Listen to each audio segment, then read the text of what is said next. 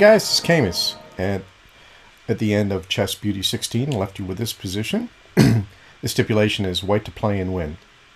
I want to thank Cornraid, or is it Cornroddy? I'm not sure, for submitting this very interesting study. This is a creation of Gurgenidze and Kalandadze from 1975.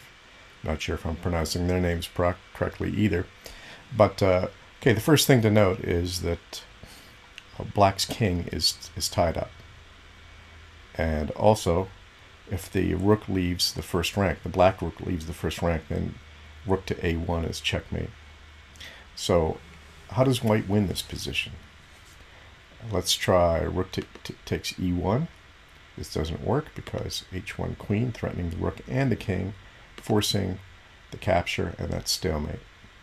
So instead, we try rook takes h2, and it's another try. Rook takes e7, and the rook is off the first rank, so he can't checkmate right now. And if you try something like g5, then rook to h7, king to g3, rook takes h2, king takes h2, stalemate. And finally, he can try promoting the pawn in the first position to a queen. After rook takes h1, queen to e2, rook to e1, queen takes e1, h1 queen, queen takes h1. That's also stalemate. None of those tries work. So what is white to do? Well, in the initial position, he can promote to a knight. And this threatens knight to d6 to b7, which is checkmate. Of course, it can't be taken because of the aforementioned threat of rook to a1 check. So, how does black defend? Well, he defends by threatening to check or to exchange off his rook. So he plays rook to g1, and he's threatening rook takes g4 with an easy draw. And now here is the point. This is the crux of the study here. The composer imagined, well, what if white's pawn could move backwards? If white's pawn could move backwards, then white could construct a fortress to shield himself from checks. Let's take a look. Wait a minute, that's not correct. Hang on a second. Okay, so we've made the pawn move backwards through the magic of chess base. And look what could happen. After knight to d6,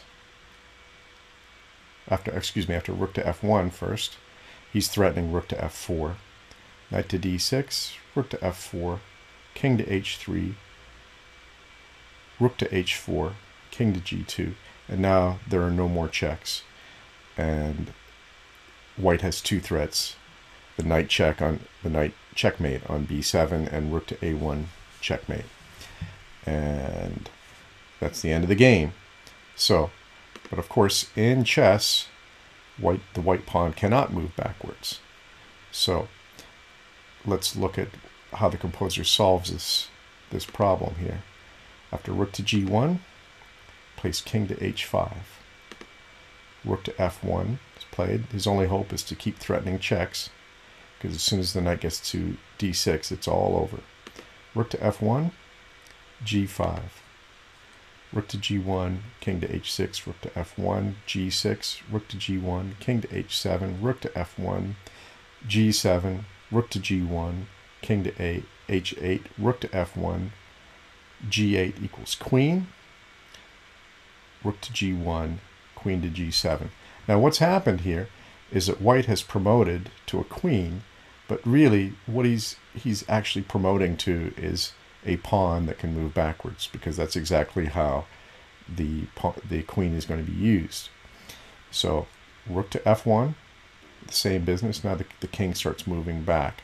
King to h1, rook to g1, queen to g6, rook to f1, king to h6, rook to g1, queen to g5, rook to f1, king to h5, rook to g1, queen to g4, rook to f1, king to h4, and now let's look at the initial position again. It's the exact same as the initial position, except we have a queen where this pawn would be. And now the queen can move backwards like the pawn. So after king to h4, rook to g1, queen to g3, rook to f1.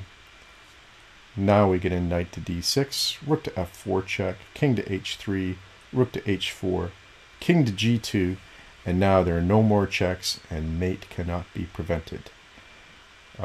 For instance, something like rook to h7, rook to a1 mate. The two mate threats cannot be parried. Very, very nice study. Very interesting idea that I don't think I've ever seen before. Thanks again to Cornraid for submitting this. You're all welcome to submit anything that you think would be interesting to the the three people that I think that watch this series. And of course, now this brings us to the portion of our program, the Steve Farmer Memorial Preview section. And I want you to take a look at this. This is White to Play and Draw. And this is a really strange study. Take a look at it, try to solve it before next time, and we'll look forward to seeing you then. Thanks a lot. Bye-bye.